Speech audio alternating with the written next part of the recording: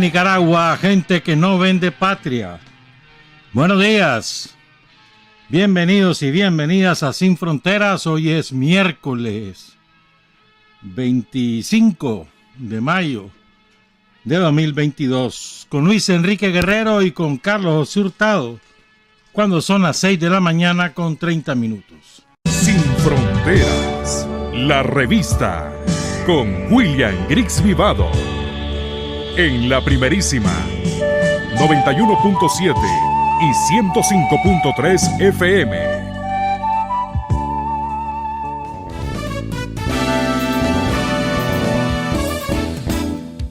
Sin fronteras para decir la verdad.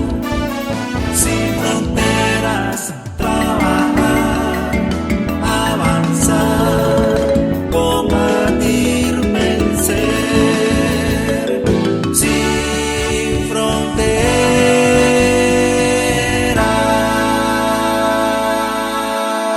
6 de la mañana con 35 minutos. Hoy hay dos aniversarios que debemos recordar y un tercero al que le vamos a dedicar más tiempo. Hoy el 44 aniversario, creo ya, del fallecimiento de Silvia Ferrufino, una extraordinaria trabajadora de la salud, auxiliar de enfermería, que dio su vida luchando. De otra manera, se puso en huelga de hambre reclamando la restitución en sus puestos de trabajo de miles de trabajadores de la salud que habían sido despedidos por la dictadura de Somoza. Terminó su huelga de hambre cuando ya los daños eran irreversibles y falleció en su casa aquí en la comarca Jocote Dulce. Un ejemplo imperecedero, el de Silvia Ferrufino.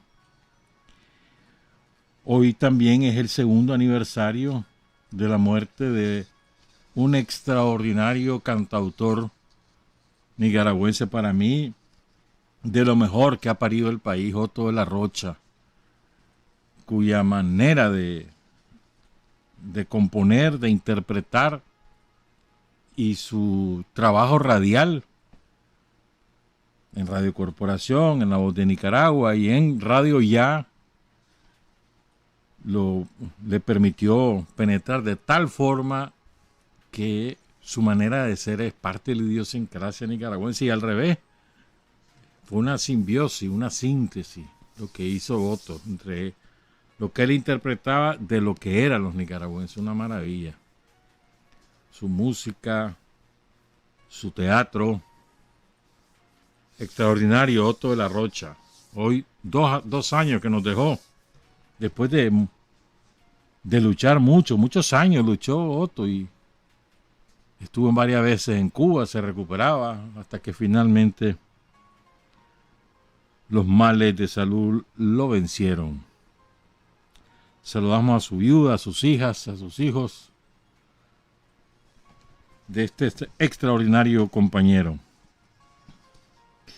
Antes de hablar de Germán Pomares Ordóñez, el héroe nacional, tenemos que referirnos inevitablemente a lo ocurrido ayer por la mañana en una pequeña ciudad del suroeste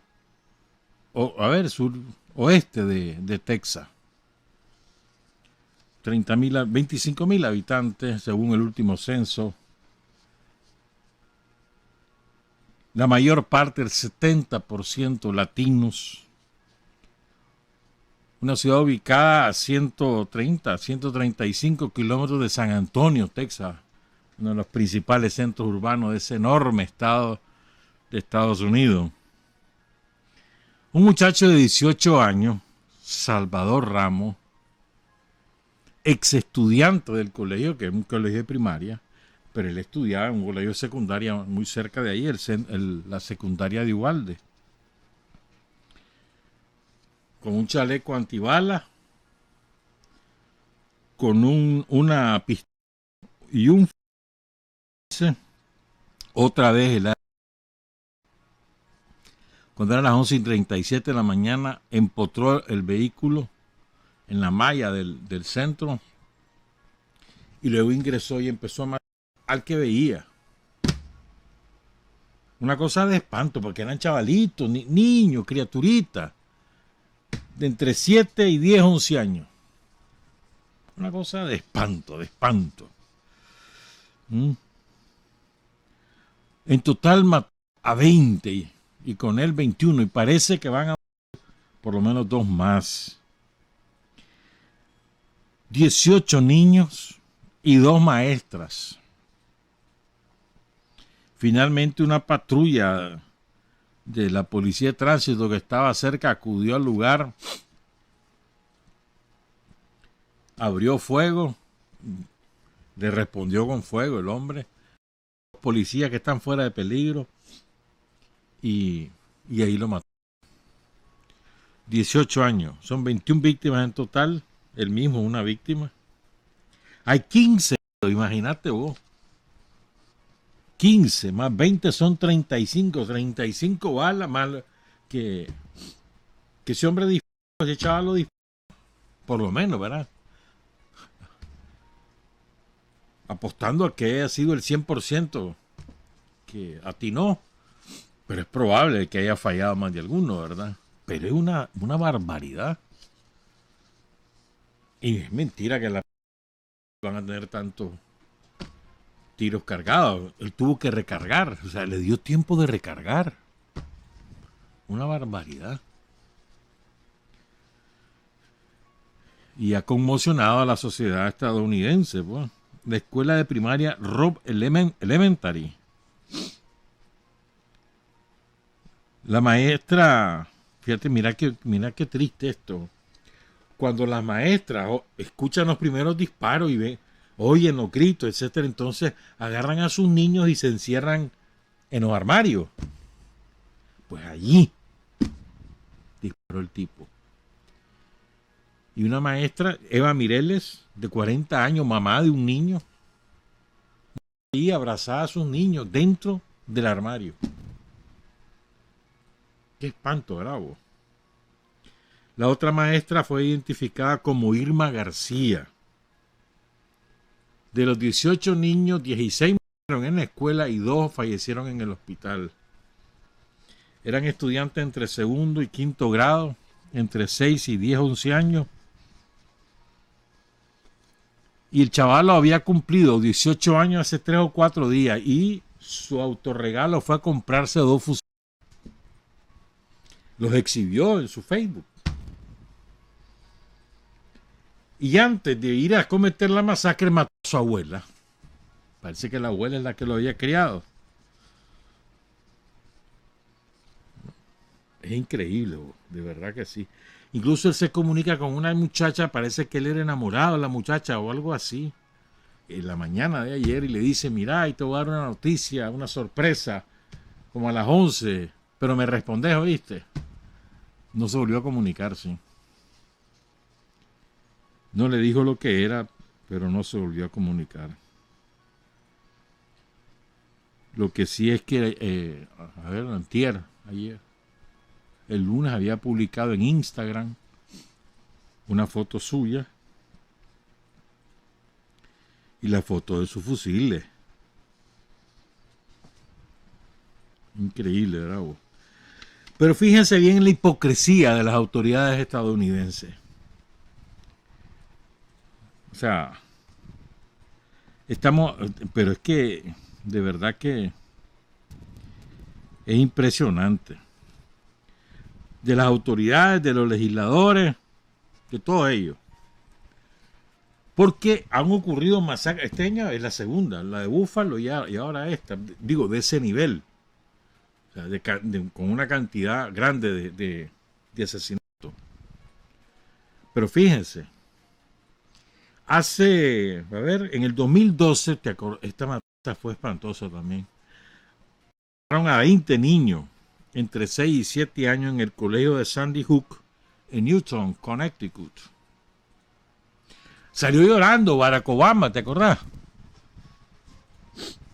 Haciendo el drama.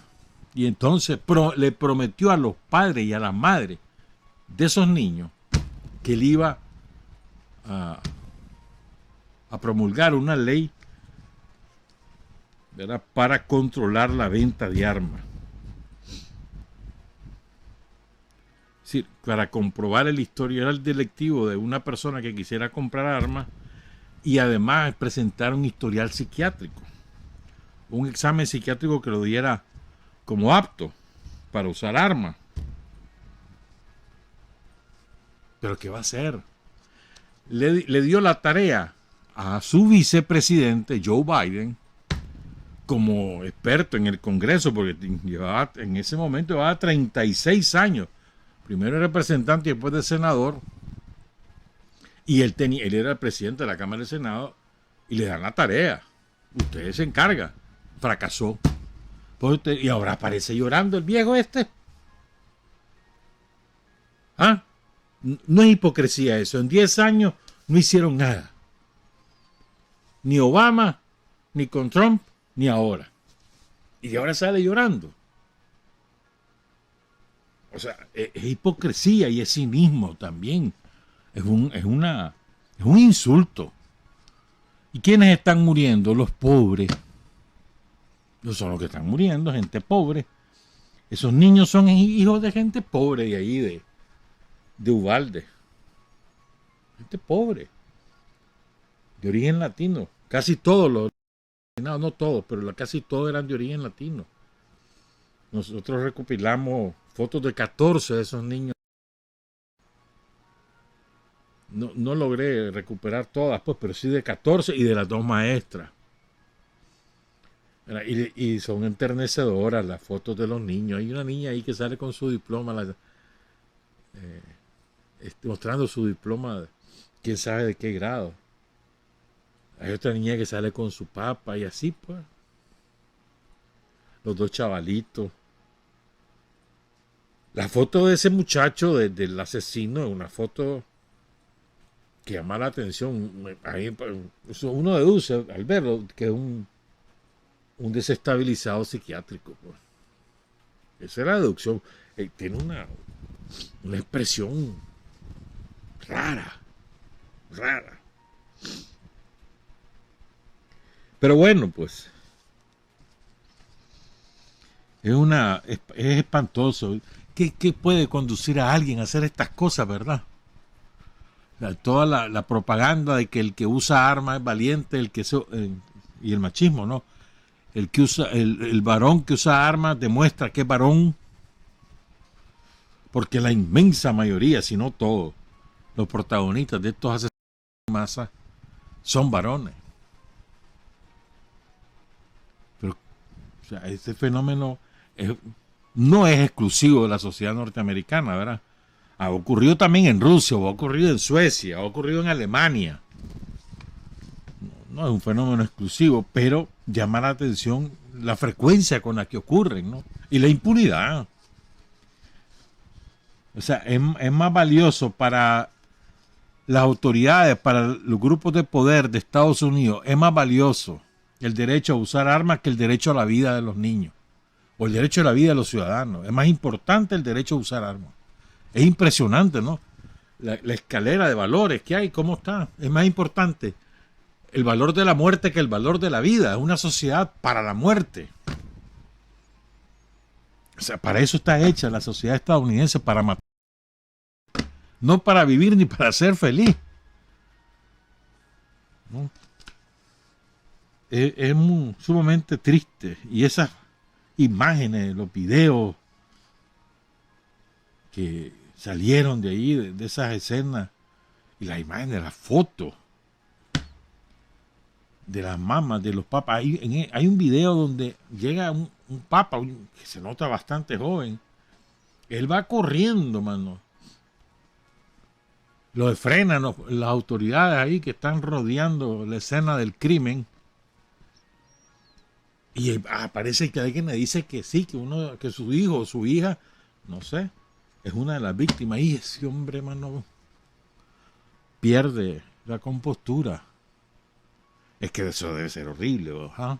Dejas a tu chaval en las clases, te vas a trabajar y te avisan, mirando lo mataron. En su escuela. Si no estás en la escuela, seguro dónde vas a estar.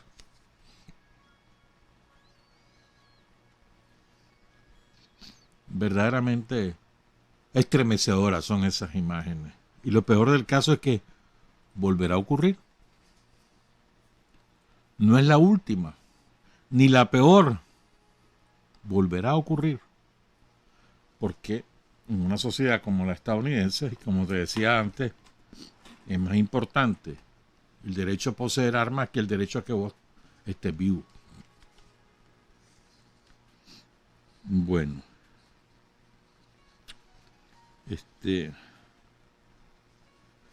Espérate, es que también leí, es importante esto, ¿eh? Ya son los medios grandes del sistema nazi de información los que ya están apuntando cada vez con mayor frecuencia a esta causa. Esto se viene diciendo en los medios alternativos y en las redes sociales estadounidenses desde hace mucho tiempo, pero ahora empieza a aparecer en diarios como Los Angeles Times o The Morning Star o el Wall Street Journal, que una de las probables causas de estas matanzas es que el Estado norteamericano se llame Estado local, o sea, uno de los 50 estados del Estado federal, han abandonado los servicios psiquiátricos.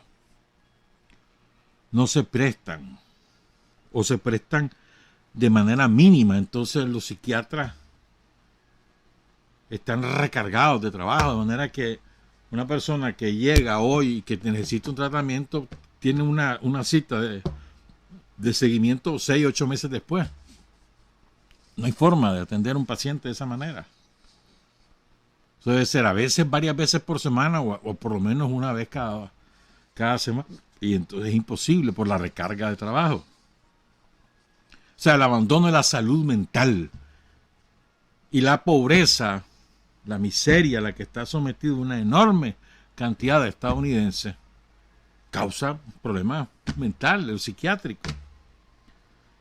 La explotación misericordia, el tener que trabajar 18 horas al día con 2 o 3 empleos para poderte sostener, no para tener un ingreso medio, no, para poderte sostener. El no tener la posibilidad de pagar un seguro de salud, porque la salud no es un derecho en Estados Unidos, es una mercancía.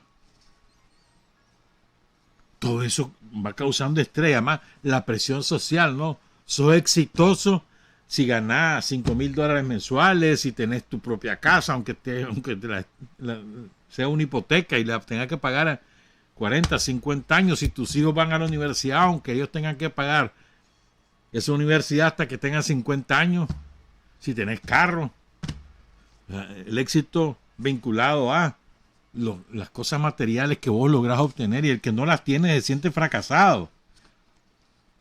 O sea, es muy, muy, muy estresante una situación así, sobre todo en los jóvenes. En los jóvenes que ven ese espejo. La exhibición de la ropa cara, de autos carros, de acudir a centros recreativos de lujoso, cosas así, pues. Y entonces el chaval siente que no es nada, que su papá o su mamá, o peor si son chavalos abandonados por sus padres, peor todavía. Pero es el capitalismo, hermano. Ese es el capitalismo. Son las 6 de la mañana con 53 minutos. Hablemos del héroe nacional Germán Pomares. Siempre lo he dicho, esa es una pérdida extraordinariamente dolorosa. 2 meses, nada más, menos de 2 meses, porque fue el 24 de mayo en Jinotega que lo matan, que él muere, pues lo habían pegado un par de días antes, y el 19 de julio, pues era menos de 2 meses después. Un hombre de una estatura moral extraordinaria. Yo recuerdo, pues en aquellos años, yo nunca he oído hablar a nadie,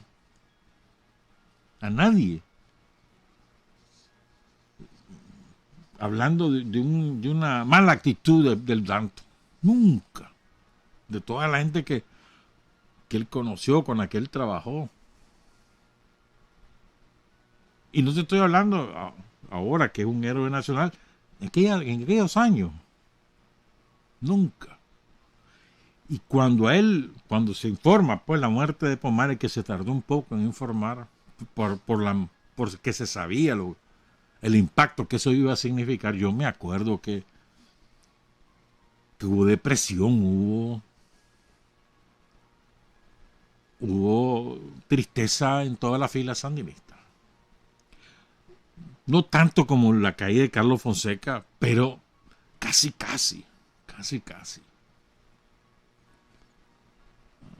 Y porque por su manera de ser, por su forma de relacionarse con los combatientes, por su manera de enseñar, un hombre que hablaba de tú a tú con cualquiera, lo adoraba Omar Torrijos, recuerdo bien.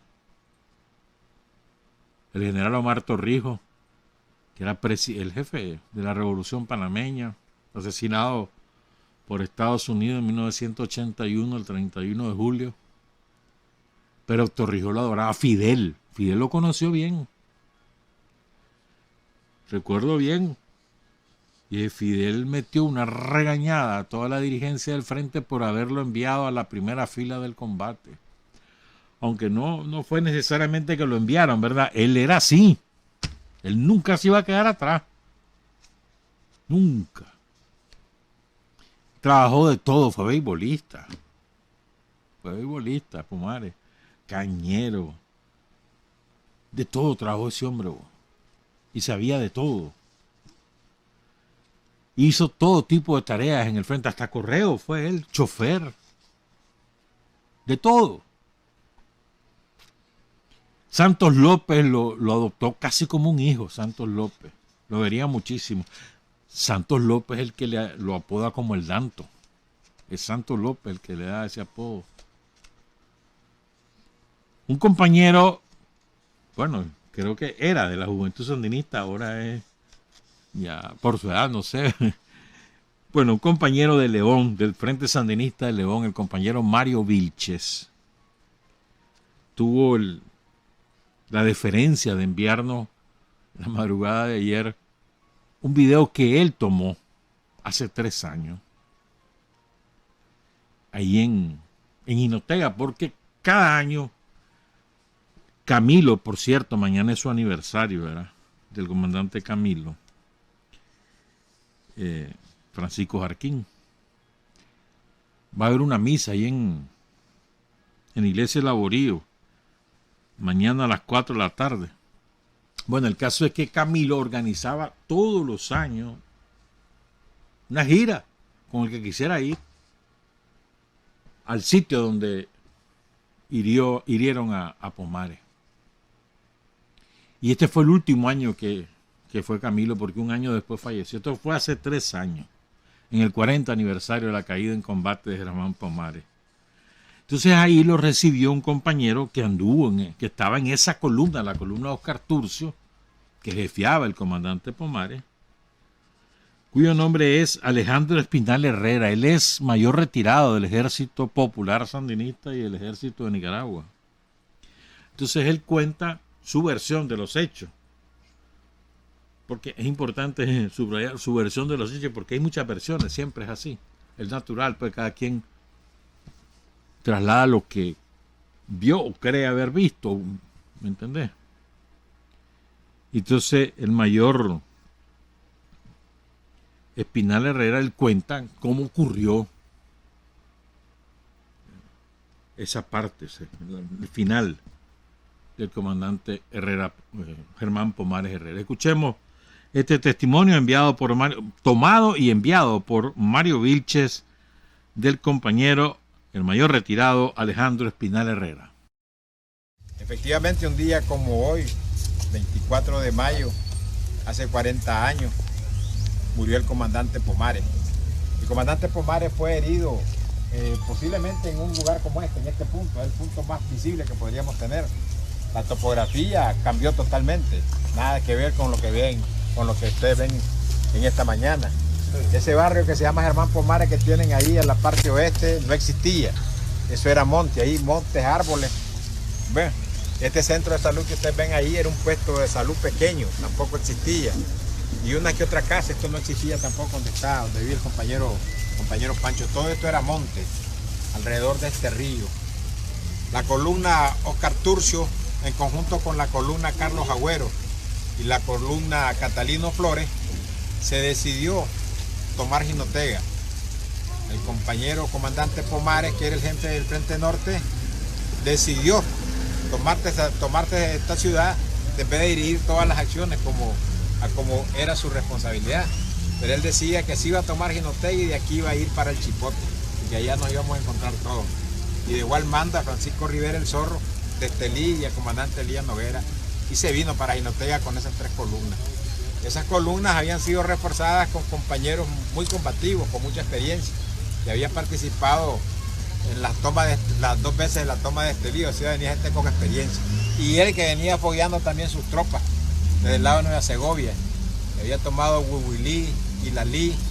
Era un hombre muy fogueado, un hombre muy querido, un hombre con mucha experiencia, un sandinista, fundador del Frente Sandinista, muy fraterno y muy recto en sus cosas. Entonces ese 19 amanecer 20 se entró aquí a Jinotega y se logró avanzar con las 3 columnas. Una parte de las columnas entraron por la parte oeste, una parte entró por la parte este y otra por esta parte norte-sur. El Danto tuvo un intercambio de disparos a la entrada y llegó hasta como hasta el día siguiente, no llegó el mismo día. Y se desarrollaron las acciones combativas muy cruentas. Se logró prácticamente llegar a 50 varas del comando, se aniquiló bastante guardia, pero en cuanto a cuestiones y decisiones estratégicas hubieron algunas cosas que nos variaron. Se entendía que a nivel nacional con la insurrección de Jinotega y con la entrada del Danto se iban a insurreccionar todo el país, pero se había dado un acontecimiento en el Frente Sur con la columna Jacinto Hernández. Ahí la Jacinto Hernández, una columna como de 100, 150 guerrilleros que habían entrado al sector de Nueva Guinea, y la guardia ahí tenía bastantes colaboradores y esa columna prácticamente la aniquiló la guardia. Y eso no permitió que la insurrección se diera el campanazo y nosotros quedamos empantanados aquí. Entonces la guardia tuvo la posibilidad de meter refuerzo de Matagalpa, meter guardia de Estelí, más la guardia que tenían aquí, y eso fue un volumen de fuego muy fuerte y prácticamente nos copó. En esas circunstancias que se da la muerte de Pomares, porque el día 22 de mayo de ese 79, el comandante Pomares, a unas 20 varas de aquí, detrás de ese solar que está cercado a Concín, ahí por un palo de mango, se reunió con su estado mayor. El resto de guerrilleros estábamos tendidos porque ya la guardia nos había reculado como a 2 manzanas. El Danto estaba planteando una retirada estratégica, reagrupar la fuerza y volver a caer, que se diera la insurrección. Y cuando él termina la reunión, comienza una ofensiva de la guardia por la calle central, por esa otra calle adyacente y por estos lugares que eran como charrales. Parte de casas había, pero todo esto era monte. La guardia venía con tanquetas adelante y atrás la infantería, enfrentándonos en un combate duro. Y venía guardia también por este lado, por este sector del este hacia aquí al oeste o buscando la parte sur.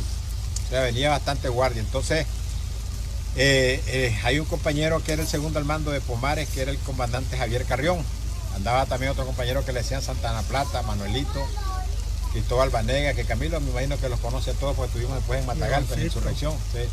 Estaba el Leoncito, y todos ellos venían ahí.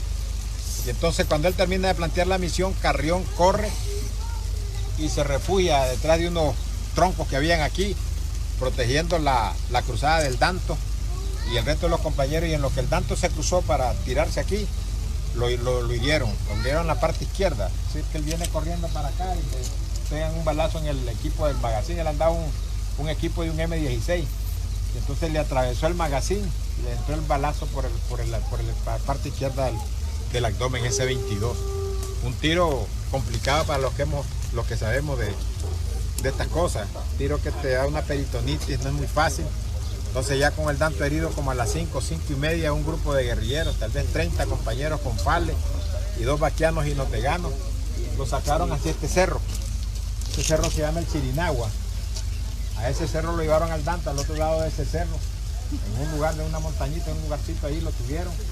Aquí el resto de los guerrilleros eran poquitos los que sabían que el Danto estaba herido. Era algo que se mantenía con mucho sigilo, con mucho secreto. No sabíamos nada. Ese mismo día, el 22, a las 11 de la noche, se dio la retirada del resto de la gente. Tuvimos que retirarnos con gente herida, con civiles, y agarramos también esa fila del cerro. Todos quedamos ahí alrededor de donde estaba el Danto herido, pero nadie sabía. El Danto pasó prácticamente, a mi criterio pues, y a mi pensamiento, pasó herido desde 22 entre las 5 y 6 de la tarde y murió el 24 en la madrugada. O sea, 23 amanecer 24 murió el Danto en la madrugada. Ya cuando nosotros estábamos al otro lado de ese cerro ahí esperando el acontecimiento, se dio la muerte del Danto, pero también bien muy sigiloso, muy callado, porque se podía desmoralizar la tropa, un hombre con mucho peso. Y a nivel nacional... Que le puso un suero el doctorcito, el que le decían doctor. Sí, andaba un compañero, yo creo, me parece que ya murió, Nicolás, era el tecnónimo del doctorcito, le decíamos nosotros. Lo atendió en primeros auxilios y después buscamos otro muchacho que era odontólogo, era un muchacho de apellido Estrada, Mario Estrada, ya, y la esposa. Y inclusive en determinado momento pensamos ir a sacar algunos médicos que estaban en la Cruz Roja refugiados, pero estaba bastante complicado. Pensamos sacarlo a Honduras. O sea, se pensó de todo, ya, pero estaba bien difícil, bien difícil. El Danto fue a defecar en un momento de eso y cuando él miró que defecó sangre y eso, él mismo dijo que ese balazo era mortal, estoy bien pegado. Él calculó que se podía morir, como efectivamente fue. Y en esas circunstancias murió el comandante Germán Pomares, un hombre legendario, un hombre que venía en la guerrilla de los tiempos de Raití, Bocay. Cuando Carlos Fonseca contacta al coronel Santos López y entonces el Frente Sandinista introduce el primer movimiento guerrillero, lo meten por el río Bocay, en ese movimiento venía el Danto. Y se contaba que la primera bandera que ondeó sobre el río Bocay la puso el Danto sobre una palmera. O sea, era viejísimo, fue el Danto. Con Silvio Mayorga, venían varios ahí. ¿Ya? En la gente de Pancasán. Sí. Bueno, en la gente de Pancasán también creo que estuvo el Danto. Sí, el Danto estuvo en el Frente Sur también el Danto, en la toma creo que de Peña Blanca. En una de las últimas fotos que sale, aparece él ahí, también estuvo en el Frente Sur. Y estuvo también en el 77, cuando la Guardia calculaba que había aniquilado al Frente Sandinista, después que matan a Carlos Fonseca, que matan a la Claudia Chamorro, que nos arruinan todo el movimiento guerrillero para aquí al lado de Sinica o aquí para el lado de Gualala. Entonces el comandante Daniel dirige una acción fuerte en octubre del 77, como con 40, 50 guerrilleros, y entre ellos viene el Danto, que es el segundo al mando, el jefe del Estado Mayor. Y él es el que inicia los juegos en la Panamericana, prácticamente enfrenta a la Guardia en su territorio, en su terreno. Esa era la calidad del Danto, un hombre aguerrido, un hombre fuerte, recio, de carácter, alegre. Yo le contaba anoche una anécdota a los compañeros que un amigo mío le preguntó al Danto que qué era ser militante del frente, qué era la militancia. Entonces el Danto le dijo que la militancia era algo que uno se la ganaba, que uno la llevaba en el corazón y que uno mismo la perdía si quería, pues, pero que uno se la ganaba y uno la perdía. Esa era la militancia. No necesariamente tenían que darte algo para decir que vos sos militante del Frente Sandinista. Ese es el testimonio del mayor retirado Alejandro Espinal Herrera, ¿verdad? A Pomares poco lo entrevistaban, pero lo entrevistaron, me acuerdo, varias en Honduras, cuando estuvo preso un montón de veces, torturado por la Guardia. Es que ese hombre pasó de todo. Y como decía el mayor Herrera, Espinal Herrera, como decía él, Pomares que anduvo, parte de la fundación del Frente, anduvo en Bocay, en Raití Bocay, se fue a Cuba y varias veces estuvo en Cuba, pero esas primeras veces, las dos primeras veces que él estuvo, lo marcaron y le abrieron los ojos sobre qué tipo de sociedad podíamos construir. Y él su convicción se consolidó, y más con la amistad con el coronel Santos López. pero anduvo en Pancasán, sobreviviente de Pancasán, estuvo en Sinica, después en la del 70, donde quiera anduvo ese hombre. Bueno. Participó en el asalto a la casa de Chema Castillo. Y por cierto, ahí le hacen una entrevista. Creo que esta entrevista es en Cuba. Tengo idea que es en Cuba. Este video que les vamos a presentar, audio y video. Creo que es en Cuba, aparte de un documental, si mal no recuerdo. Él está con su boina ahí, medio disfrazado, con barbita y esas cosas. Pero es que a Pomares vos lo identificaba rápido. Pues mentira, no se te perdía. Es que era imposible que Pomares se disfrazara. Era imposible. Recio, su manera de caminar. Era imposible que él disimulara quién era. Pues, pero bueno, vamos a escuchar este pedacito. Porque es un pedacito, ¿qué? Un minuto y un poco más. Cuando Pomares cuenta qué pasa cuando llegan, el comando llega a la casa de Chema Castillo y qué pasa en las negociaciones. ¿Verdad? Y nos hirió un compañero, bueno, entonces otro compañero lo tiró. Se da un pequeño combate ahí, ellos se quieren meter a la casa y nosotros comenzamos a defender la casa. Pero de allí Marco habla por teléfono en medio del combate con José Somoza y le dice que si hay más tiros, el primero que vamos a matar es al embajador de Chile, ¿verdad? Y accedía a esa casa. Entonces ya se terminaron los tiros. Entonces nosotros llevamos un montón de peticiones, ¿verdad? Lo que más considerábamos nosotros que no iba a aceptar Somoza era hacer una publicación, ¿verdad? Donde se denunciaba todos sus crímenes, ¿verdad? Y pedíamos $5 millones, un avión para viajar a cualquier país amigo. Entonces, pero él dice que acepta hacer la comunicación a nivel nacional por los dos principales diarios del país y por radio, en cadena de radio y en televisión. Entonces, cuando él hace esa proposición, nosotros aceptamos y que además que no podía cumplir en darnos $5 millones, sino que solo nos daba $1 millón. Entonces nosotros dijimos, bueno, es un éxito rotundo, pues. Aceptó lo que más necesitábamos nosotros, que era la publicación. Y nos entregan a los 16 presos, ¿verdad? Entre ellos hay 2 compañeros, miembros de Dirección Nacional, que es José Benito Escobar y Daniel Ortega Saavedra. Entonces viajamos con todo, $1 millón, la publicación y todos los presos. Germán Pomares, el Danto. Qué bonito escucharlo, ¿verdad? Tantos años después como sigue vivo. En el viejo no lo olvidan, en Chinandega. Saludos a todos los viejanos. La tierra de Narciso Cepeda también. Y otros, muchos otros. Grandes revolucionarios sandinistas.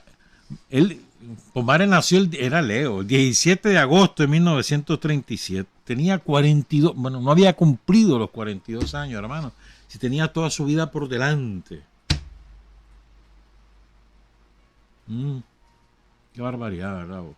Es como cuando murió Carlos Fonseca, 40 años. Pomares, 42. O sea, Carlos era un año mayor que como ahora. Carlos nació en el 36. Y en el 17 de julio, no, el 15 de julio, perdón, el 15 de julio de 1981, la Junta de Gobierno de Reconstrucción Nacional, la segunda junta, ya se había ido la Chamorro, ya se había ido Robelo y habían sido sustituidos. Nos había reducido la junta, ya se había ido Hassan y se redujo a 3 miembros. La Junta de Gobierno. Entonces declarar a Germán Pomares héroe nacional. Voy a leer ese decreto para que recordemos. ¿Verdad?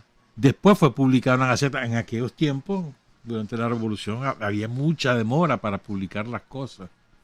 Había mucho atraso. Por eso decían siempre los decretos de la Junta de Gobierno o del Consejo de Estado y después de la Asamblea Nacional, siempre decían, esto es válido apenas se publique en cualquier medio, aunque después aparezca en la Gaceta. Por eso era, pues, porque había una enorme demora entre que un decreto se aprobaba y aparecía en la Gaceta. Entonces, ya en la Gaceta apareció el 29 de agosto de 1981, pero fue decretado el 15 de julio de 1981. Y ya van a entender por qué. Quiero leer pues, completito.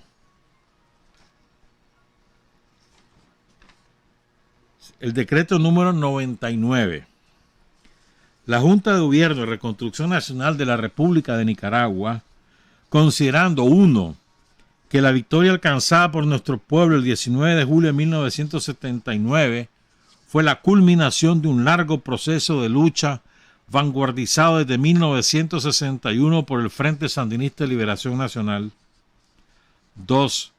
Que desde los inicios del Frente Sandinista de Liberación Nacional, el comandante Germán Pomares Ordóñez, veterano combatiente, a partir de 1958, fue uno de sus fundadores, junto con el comandante en jefe de la Revolución Popular Sandinista, Carlos Fonseca. 3. Que a lo largo de la historia de lucha antiimperialista en nuestro pueblo, el fundador del Frente Sandinista de Liberación Nacional, Germán Pomares Ordóñez, se destacó durante sus 18 años de trayectoria revolucionaria por su postura de firmeza y fidelidad a los ideales sandinistas heredados del general Augusto C. Sandino, padre de la Revolución Popular antiimperialista. 4. Que el próximo 19 de julio conmemoramos el segundo aniversario del triunfo de la Revolución Popular Sandinista, que fue posible por el esfuerzo de hombres como Germán Pomares Ordóñez, quien cayó en combate a escasos 2 meses del triunfo. 5. Que el próximo 23 de julio conmemoramos el 20 aniversario de la fundación del Frente Sandinista de Liberación Nacional, que tuvo en Germán Pomares Ordóñez uno de sus fundadores y más abnegados militantes a lo largo de toda su historia de lucha. 6. Y esto me llama la atención, voy a buscar ese decreto, no lo tengo.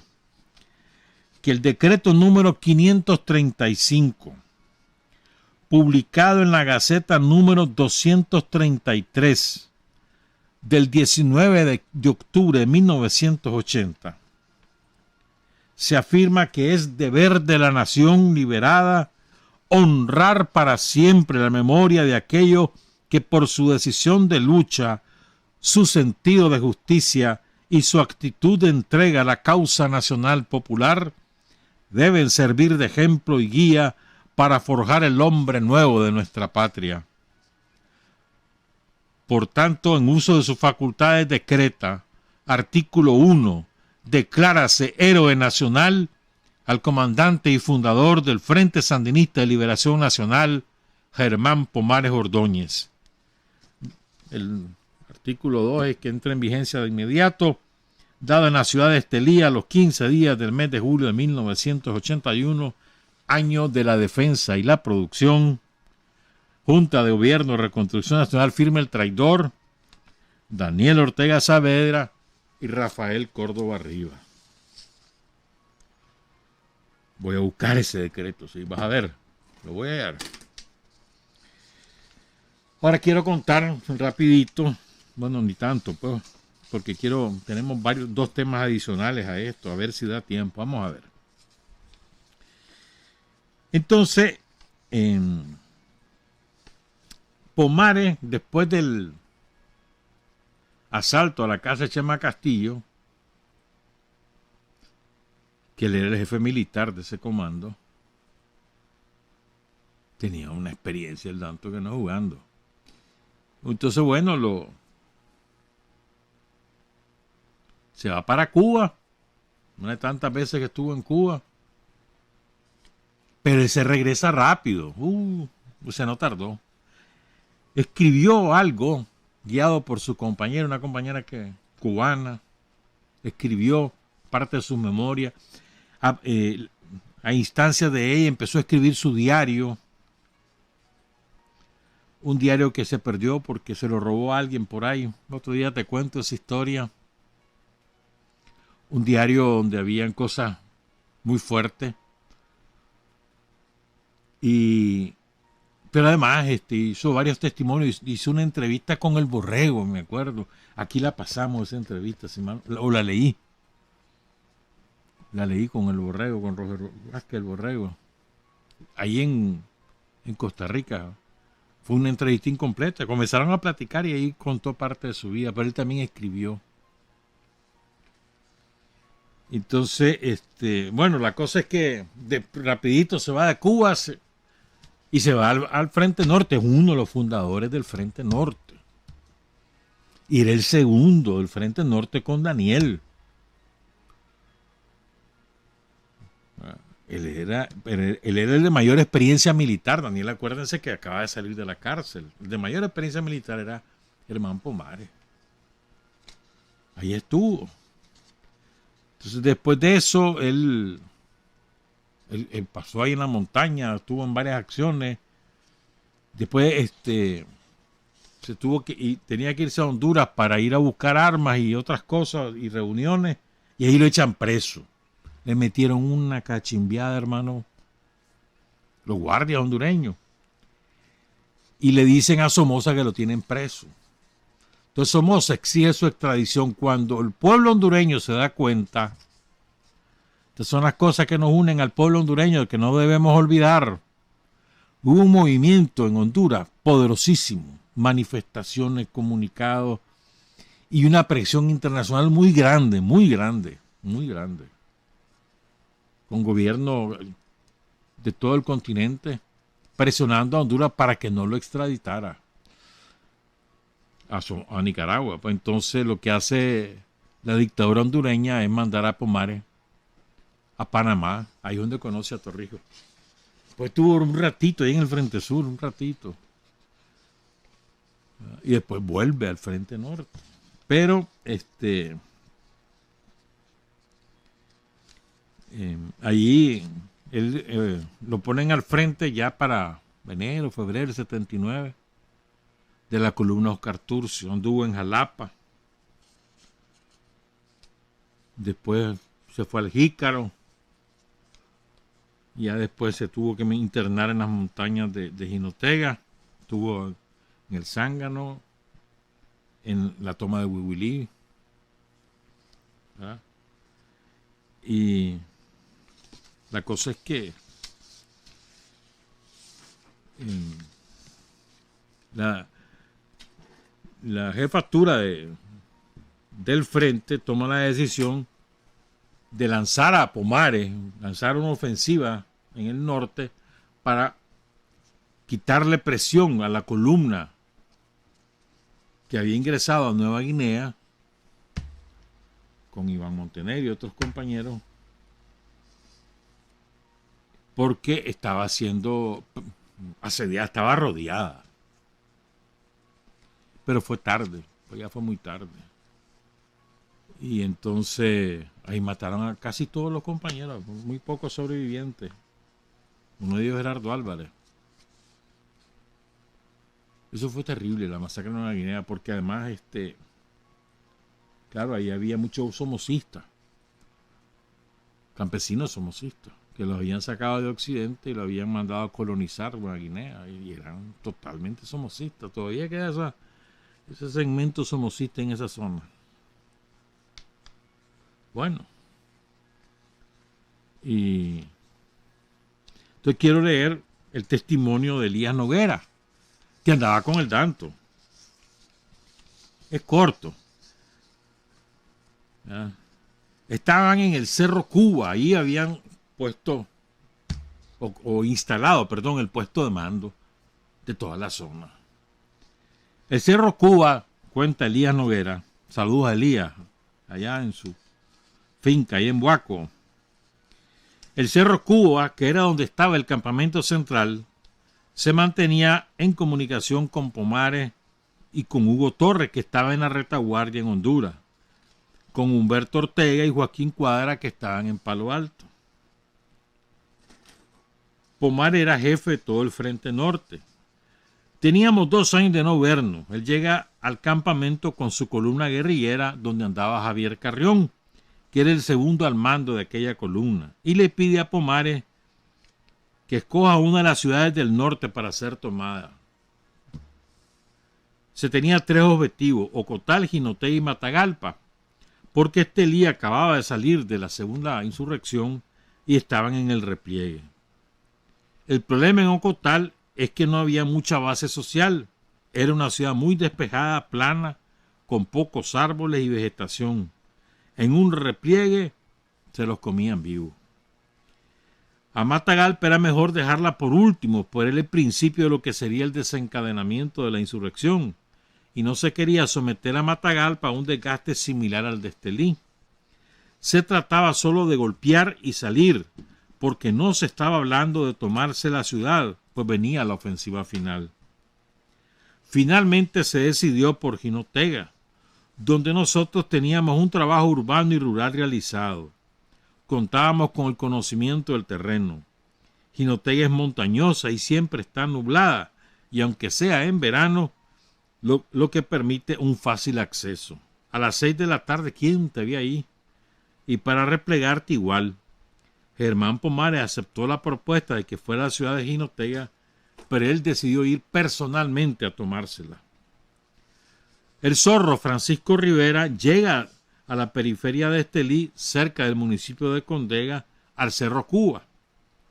Él acababa de salir del cerco de Abril y andaba en las proximidades regularizando sus columnas guerrilleras, que habían sido seriamente golpeadas en la insurrección de Estelí, de donde poco a poco fueron saliendo en grupos. Había muchos heridos que evacuar para Honduras, para Sébaco, y me mandó alguna gente hasta el Cerro Cuba para que fueran atendidos. Miles de jóvenes, de mujeres, de viejitos, de niños que salieron de Estelí a los que teníamos que organizar.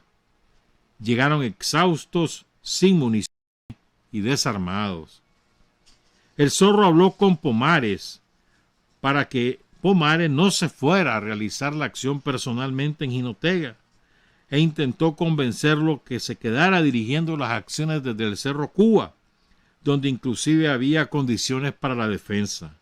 Este cerro es selvático, grande y está cerca de Estelí, del Teatro de Operaciones, con una gran colaboración campesina. Había donde comer porque existen muchas haciendas de ganado. La comunicación era factible para la gente de a pie, como para los vehículos, y adecuada para la transmisión por radio. Era un cerro muy alto y te comunicabas perfectamente con Honduras, con Costa Rica y con todos los frentes guerrilleros. Además de que también contábamos con un buen puesto médico con cirujanos experimentados. Pomares atacó Jinotega, donde fueron encajonados a las orillas de la ciudad.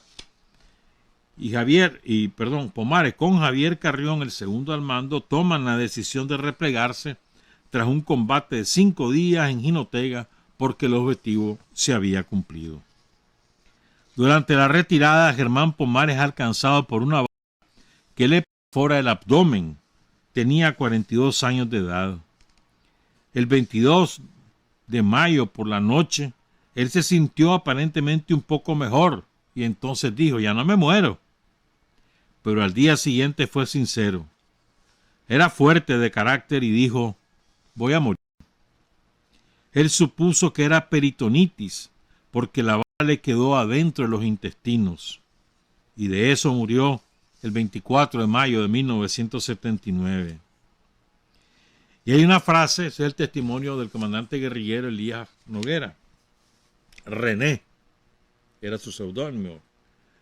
Bueno, uno de tantos, porque Elías tuvo montones de seudónimos. Entonces Germán Pomares Ordóñez tiene una frase o un pasaje salvajada. Se lo voy a leer. Yo sé que estamos al final, pero ahí no habrá terminado todo. Cuando tengamos el poder, cuando el frente y el pueblo tomen el poder, habrá comenzado la Segunda Guerra. Profético. Y ahí nos sacudirán de muchos lados, porque el enemigo grande no le conviene un pueblo liberado. Ahí es donde se necesita más capacidad política. Hay que hacer un ejército popular fuerte, porque así podremos tener el campo sembrado y la libertad asegurada. ¿Qué clase de visión de este hombre? Ahí está concentrado todo. ¿Ah? Clase de visión, clase de convicción, clase de experiencia. ¿Qué clase de cuadro era Germán Pomares Ordóñez? Honor y gloria al tanto. Vamos con, que reanudamos con Gustavo Robreño. Se nos había perdido porque Adriana, su nieta, ha estado muy ocupada, trabajando mucho. Ella es periodista de Prensa Latina. Entonces no ha tenido tiempo de grabar a Gustavo Robreño. Gustavo ya es un hombre bastante mayor y periodista jubilado. Nos habla un poco de los antecedentes de lo que hoy se vive en la guerra contra los nazis en Ucrania. Buenos días, amigos de Nicaragua. Desde La Habana, Cuba, les habla Gustavo Robreño para el programa Sin Fronteras de Radio La Primerísima. Han transcurrido ya 77 años desde el momento en que los arrogantes generales hitlerianos se rindieran incondicionalmente ante el ejército rojo soviético bajo las ruinas humeantes del Reichstag, poniendo fin de este modo a la fase más violenta y sangrienta, pero también heroica, de la llamada Segunda Guerra Mundial, que para los pueblos de la URSS fue Gran Guerra Patria. El tiempo y la historia fueron demostrando paulatinamente que los objetivos del sistema imperialista mundial, al incorporarse a la contienda antifascista y contra el eje Roma-Berlín-Tokio, junto al cual también participó la España franquista, no perseguían otra cosa que arrebatarle la posibilidad de dominio mundial por parte de ese bloque emergente, también en esencia imperialista y beneficiado a su vez por segmentos del capitalismo internacional, incluidos estadounidenses. Vista desde el lado occidental, resultó una guerra imperialista en defensa del sistema y de la hegemonía de Estados Unidos sobre la destrucción de Europa, que sirvió de campo de batalla y ofrendó millones de vidas en la carnicería. El país imperial confirmó de inmediato esa condición al poseer el monopolio nuclear, aunque transitoriamente. No es de extrañar, por tanto, que al cabo de 77 años estemos presenciando el insólito espectáculo que nos muestra el actual gobierno imperialista de Estados Unidos, apoyando decididamente y cooperando sin sonrojos con las bandas nazifascistas con sede en Ucrania y arrastrando en la aventura a sus socios europeos. Es una maniobra inmoral y falta de toda ética que traiciona sin escrúpulos la memoria de los miles de jóvenes estadounidenses que sacrificaron su existencia en Europa y en el Pacífico en la cruenta lucha contra el nazifascismo. Es el mismo nazifascismo al que hoy Washington se aferra, obsesionado por el declive de su poder hegemónico a escala universal. Intoxicado por décadas de guerra fría y propaganda tendenciosa y mentirosa, no es fácil predecir que el pueblo de Estados Unidos, en su inmensa mayoría, llegue a darse cuenta de lo que esto significa y le pida cuentas a los autores de la terrible realidad que los ha colocado al lado del nazifascismo, haciendo tabla rasa de todo el discurso demagógico y falaz acerca de la democracia y el mundo libre. La insólita e imprevista alianza del sistema imperialista y de Estados Unidos en particular con los remanentes del nazifascismo internacional representa asimismo un impulso y un aliento a los sentimientos nazis aún emboscados dentro del propio país imperial, que con el reciente asalto al Capitolio dieron una clara demostración de fuerza e impunidad. Y hasta el próximo comentario. Me despido desde La Habana, Cuba, para el programa Sin Fronteras de Radio La Primerísima. Hay hombres que luchan un día y son buenos. Hay hombres que luchan un año y son mejores. Pero hay hombres que luchan toda la vida. Esos son los imprescindibles. Miren, lo que les voy a contar, 7:37, a mí me estremeció, yo creo que a ustedes también. Acaban de escuchar ustedes el testimonio del mayor retirado Alejandro Espinales. En la pausa me informan que el compañero murió. Hoy murió. O sea, yo no lo conocía al compañero Espinales, pero hoy murió. Digo, y hoy pasamos el video, ¿eh? ¿Qué diablos pasa aquí, verdad? Pero bueno, todos somos de la muerte, hermano. Saludamos a su familia, a sus compañeros y amigos del mayor retirado Alejandro Espinales.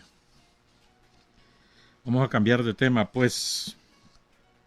Vean, uno de los grandes mitos que hay, no va a dar tiempo, ojalá que podamos continuar, bueno, depende de lo que ocurra de aquí al viernes.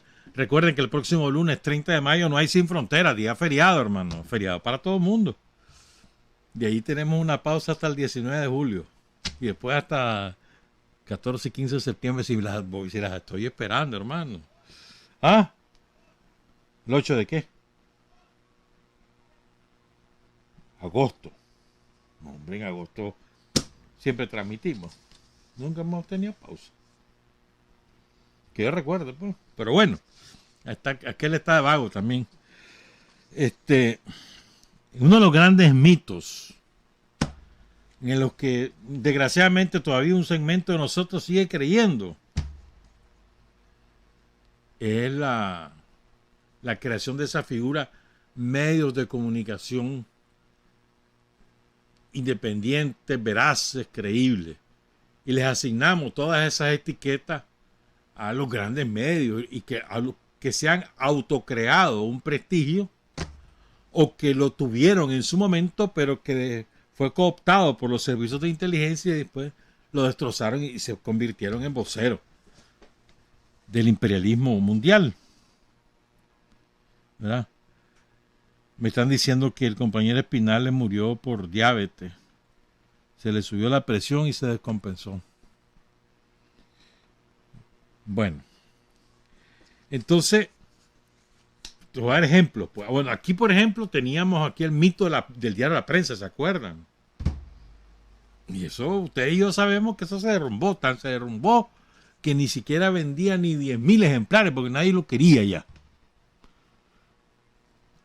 Ahora se convirtió en un medio digital, como una tendencia mundial, además.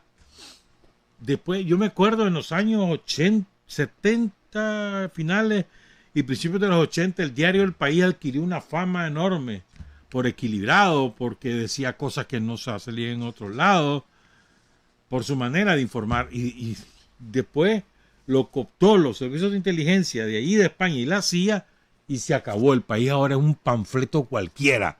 Una desgracia de diario, un vómito, es vomitivo lo que te publica El País.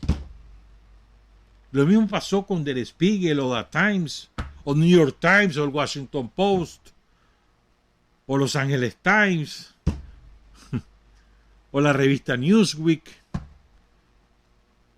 Bueno, sí, o diarios famosos en América Latina, La Nación en Argentina, o el otro, el Clarín, o La Nación de Costa Rica.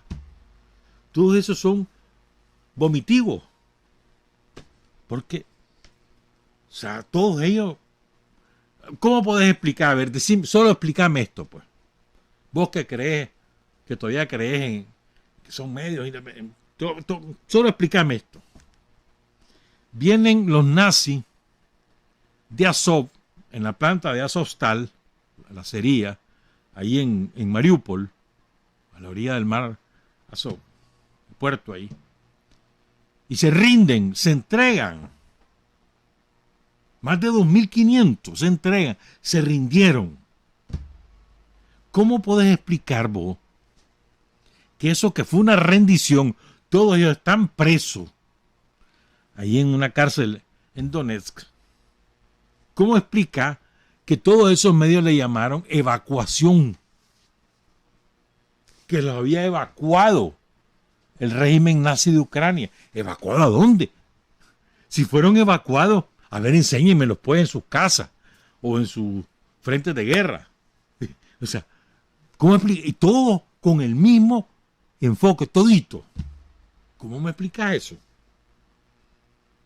O sea, porque un evento semejante podrían haber interpretaciones, pues, según tu tendencia ideológica, dale, pues, pero no me podés decir que todos se uniformen y digan todo, en inglés, en francés, en alemán, en español, en italiano, en portugués, en todos los idiomas, todos hablando evacuación. Y se rindieron, incluyendo un general ahí, yanqui, y otros tipos, y otros piches ahí. Incluso sabes lo que se descubrió, que me he olvidado contarte esto. Porque vos sabés que ahí entraron las tropas rusas y entraron ahí a la planta a desminar, primero a desminar y evitar. Ya hubo una mina que hirió a un compañero ahí gravemente, pero la mayor parte de las minas han sido detectadas a tiempo. Pero encontraron cadáveres, muchos cadáveres ahí adentro. Y algunos de esos cadáveres que tenían un uniforme diferente, que se presume eran los extranjeros, que les para impedir que fueran reconocidos. O sea, y la CIA, ayer o antier, la CIA acaba de develar 2 placas con 2 nombres de sus agentes ahí en su memorial, en la sede, en Langley, Virginia. Y parece que eran 2 piches que ahí los tenían.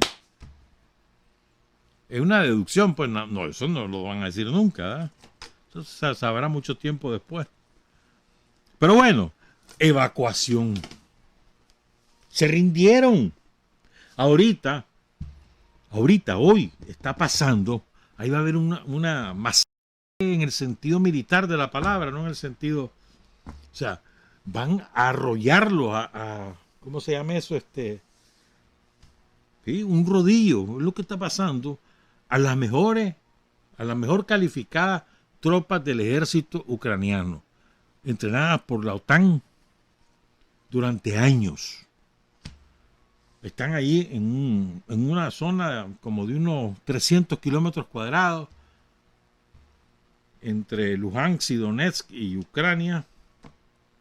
Los han partido en 3, 4 bolsones, los tienen encerrados.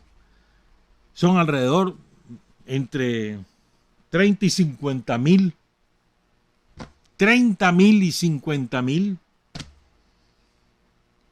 Y están rodeados. Es como una pisonadora, como esa aplanadora, ¿no? Que va poquito a poco, poquito a poco. Van tomando los pueblos, avanzando kilómetro a kilómetro. Y entonces siempre les ofrecen, andan con un megáfono. Los jefes de las tropas rusas o de las tropas de Donetsk o de Luhansk les ofrecen la rendición siempre. Les dicen, mira, vamos a hacer un alto al fuego, va a tardar de tal hora a tal hora para que salgan. Ni modo. Van con todo y todo es todo. Y siempre les ofrecen la oportunidad de rendirse. Entonces, eso va a ser ya la derrota estratégica. Pues de aquí, tal vez a 10 días. ¿De qué le sirve estar mandando a los yanquis y a la OTAN un montón de armas si no va a ver quién se las maneje? Pero bueno, entonces te decía todo esto porque son las 7:46, ni modo. Te decía todos los medios independientes. Porque hay un periodista alemán cuyo nombre era, ya les voy a decir por qué era, Udo Ulfkotte. ¿Quién sabe cómo se dirá en alemán? Este hombre trabajó 17 años en un diario de Frankfurt, en Alemania. 17 años se voló ahí. Era periodista estrella. En el Frankfurter Allgemeine Zeitung. A saber cómo se dice en alemán. O sea, tenía experiencia de 25 años de periodista y 17 años trabajó ahí en ese diario. Llegó a ser editor. Publicó muchos libros como parte del sistema. Él era anti-islamita. Y además estaba convencido que los inmigrantes islamistas estaban pervirtiendo la sociedad alemana, no sé qué, no sé cuánto. Por eso adquiere más valor lo que les voy a contar. O sea, era un periodista del sistema. Pero un día de tanto se hartó. Y en 2014 publica un libro que se llama, en alemán, es mejor el libro en alemán que el título en alemán que el título en inglés. Ya no lo encuentran en las librerías. El título en alemán era Periodistas comprados. Y el título en inglés era Periodistas de alquiler. Cómo la CIA compra noticias. Son malditas.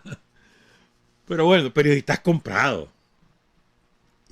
Y él cuenta lo que a él le pasó y lo que él fue testigo. O sea, esto no es de oída. Él vivió esto en primera persona. Ese es el valor de ese libro. Estremeció a Alemania, pero lo censuraron. ¿Vos crees que los medios divulgaron ahí en Alemania lo que este libro? Afuera sí, fuera de Alemania. Pero los alemanes que se las pican de tener medios creíbles, no sé qué. Y la Deutsche Welle se las pica. Y la Deutsche Welle que es un órgano asqueroso de propaganda nazi. Asqueroso, vergonzoso. O la DPA, que igualitos. Son vergonzosos, son los dos. Los alemanes se las dan, pues. Saco y corbatas, ¿me entendés? Agentes babosos, comprados, vendidos. Periodismo vendido.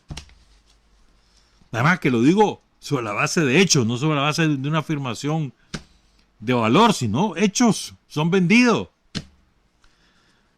Este hombre nació en el 60 y apareció muerto en su casa. Tenía, ¿cuándo fue esto? En el 2017. Tenía 57 años. Apareció muerto en su casa. Dice que le dio un infarto. No hubo autopsia y lo cremaron inmediatamente. Chame ese trompo en la uña. Tan es así que hay otro periodista que publicó un libro. Se llama Jonas Schneider. Y lo publicó ese mismo año, el año de la muerte de Ulf Kotte. Murió el 13 de enero de 2017. Y en el 2017 Jonas Schneider publicó un libro que se llama La misteriosa muerte de Udo Ulfkott. Y él afirma que hay suficientes pruebas para afirmar que fue asesinado. Él estaba preparando la segunda parte. Y de todo lo que afirma, tenía pruebas documentales. No era de tapa, documentales. ¿Estamos claros? Les doy toda esa introducción. Aquí tengo todos sus libros. Código genético, los periodistas mienten así, la red secreta de los islamistas, mercado de ladrones, profetas del terror, sobre la mano de Dios y los gastos para el libro de bolsillo, materiales clasificados, bueno. La guerra en la oscuridad, periodistas de alquiler. ¿Ah? Y entonces, pongan cuidado, 26 de septiembre de 2014, una reseña cortita que publicó El Mundo, otro de los diarios de la CIA, de España. El periodismo alemán pasa por ser uno de los más respetables de Europa, pero en todas partes se cuecen habas y las que se cuecen en Berlín son, por lo visto, estadounidenses. El libro de Udo Ulfkott revela la práctica extendida de los pagos a los medios alemanes por parte de Estados Unidos y la OTAN para promover su agenda. Y en apenas 2 semanas se convirtió en un bestseller. En 2 semanas. Claro, en aquella época todavía la opinión pública no era tan embrutecida como hoy en día. En su obra revela que los periodistas alemanes recibieron dinero de los servicios de inteligencia del gobierno de Barack Obama para enfocar varios temas desde el punto de vista de Estados Unidos y de la OTAN. Indica que existen comunicadores a los que se puede llamar para determinadas campañas de imagen y que sirven para orquestar artículos de información, editoriales, intervenciones en tertulias radiofónicas y televisivas para moldear la opinión pública alemana. El libro Periodistas comprados documenta un trasiego de sobres desde la embajada estadounidense en Berlín, con sede junto a la Puerta de Brandenburgo, en dirección a las principales redacciones de los medios de Alemania, diseminados por Berlín. Apunta multitud de casos concretos con nombres y apellidos, una lista que cobra especial credibilidad porque uno de los que aparece en esa lista con nombre y apellido que recibieron reales es el mismo, el Udo. ¿Estamos claros? El mismo, Udo Ulfskott. Dice, yo recibí reales. Ahora les voy a contar qué dice al respecto. Además, la obra ofrece un informe sistemático e identifica qué periodistas están relacionados con qué organizaciones del lobby de la OTAN y de los yanquis. Esas organizaciones del lobby de la OTAN y de los yanquis se llaman Atlantic Bloc Trilateral Commission, Hermann Marshall Fund, American Council on Germany, American Academy, Aspen Youth Institute y el Instituto para la Política Europea. Ulfskott dice que hay listas de periodistas que circulan entre esas organizaciones, a los que ellos llaman cuando hay determinada campaña que hacer. Ya saben a quién llamar para hacerte un artículo, publicaste esta noticia, mandaste al periodista. Creando un conjunto que silenciosamente domina la opinión pública alemana. Denuncia que gracias a ese tipo de prácticas no son pocos los medios alemanes que se han convertido en sucursales del servicio de propaganda de la OTAN. Dice, él no niega pues su participación en el llamado periodismo negro, que recibió dinero de la inteligencia de Estados Unidos para mentir en reiteradas ocasiones y por enfocar varios temas desde un cierto punto de vista. Dice él en su libro, mentía, traicionaba, recibía soborno y ocultaba la verdad a la opinión pública. Lo que estaba haciendo no era periodismo, sino propaganda. Me avergüenzo de ello. La gente para la que trabajé sabía desde el principio todo lo que hacía, y la verdad debe salir a la luz. No solo se trata del diario Frankfurter, sino de todo el sistema de medios de comunicación de Alemania, que está corrupto hasta el final. Me avergüenzo. Me encontré sin quererlo apoyando el belicismo como una extensión del largo brazo de propaganda de la OTAN, y lo único que puedo hacer para reparar ese mal es contar la verdad. A ver si el viernes les cuento una entrevista que él dio, una de sus últimas, no, mentira, no, una de sus primeras entrevistas más bien, después de publicar el libro. El libro se convierte en un éxito casi instantáneo, de boca en boca, porque no se publicaba nada sobre el libro en Alemania. Entonces, de boca en boca, los primeros que lo compraron van contando lo que ahí sale. Y en 2 semanas, primer lugar en venta. Y cuando se difunde por Europa, peor. Y en Alemania, chistón pitillo. Entonces, en Hungría le hicieron una entrevista en un diario húngaro que se llama Hungary Today. Ahí les voy a contar lo que él dice ahí, porque cuenta cosas interesantes en esa entrevista que me la topé por ahí, porque vos sabés que uno anda buscando todo este tipo de cosas. No anden creyendo en los mitos, espérame, del imperialismo mundial. Les voy a contar algo que se me había olvidado.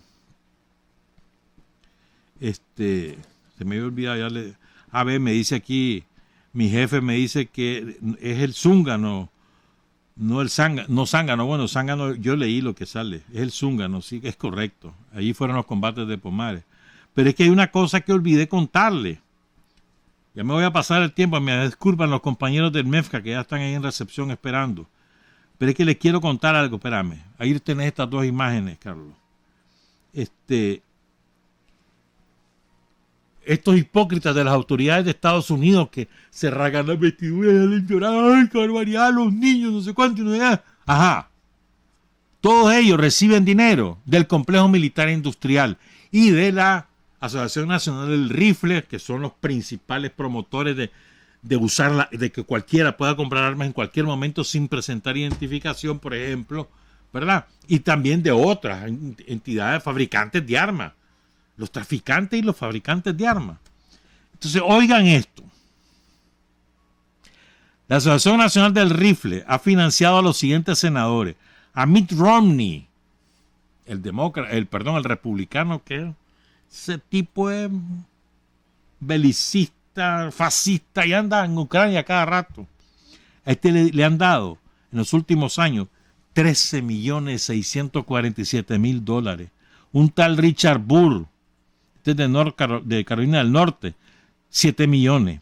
A Roy Blunt, que este es de Montana, 4,5 millones. Tom Tillis, que es de Carolina del Norte, 4.400.000. Cory Gardner, de Colorado, 4 millones. Marco Rubio, yo quiero llegar a los latinos. Marco Rubio, el delincuente, el narcotraficante Marco Rubio, que te aseguro que salió llorando ayer. ¡Ay, qué barbaridad, mataron a los niños! Bueno, ese delincuente le dieron $3.303.000 la Asociación Nacional del Rifle para impedir que sean aprobadas las regulaciones para comprar armas en Estados Unidos. Otro latino, por aquí lo tengo. ¿Qué me hizo? Espérate. Voy a buscar a la otra, espérenme. Aquí está la segunda, porque aquí sale el otro latino. A ver, John Barrazo, ese debe ser de origen latino también. Ted Cruz, otro delincuente. Este poquito le dieron $176.000. Otro delincuente. Ahí está un Jerry Morán, ese debe ser de origen latino también. Te lo aseguro. Entonces, todos estos delincuentes los financia la Asociación Nacional del Rifle, que es la principal cabildera para impedir que haya regulaciones en la venta de armas en Estados Unidos. Y todos lloran por la muerte de esos niños ayer. ¿Serán o no? ¿Son cínicos e hipócritas? ¿Sí o no? Buenos días, buenas tardes. Trabajar, avanzar, combatir, vencer. Patria y libertad. Revolución es sentido del momento histórico. Es cambiar todo lo que debe ser cambiado. Es igualdad y libertad plenas. Es ser tratado y tratar a los demás como seres humanos. Es emanciparnos por nosotros mismos y con nuestros propios esfuerzos. Es desafiar poderosas fuerzas dominantes dentro y fuera del ámbito social y nacional. Es defender valores en los que se cree, al precio de cualquier sacrificio. Es modestia, desinterés, altruismo, solidaridad y heroísmo. Es no mentir jamás ni violar principios éticos. Es convicción profunda de que no existe fuerza en el mundo capaz de aplastar la fuerza de la verdad y las ideas. Revolución es unidad, es independencia, es luchar por nuestro sueño de justicia para Cuba y para el mundo, que es la base de nuestro patriotismo, nuestro socialismo y nuestro internacionalismo.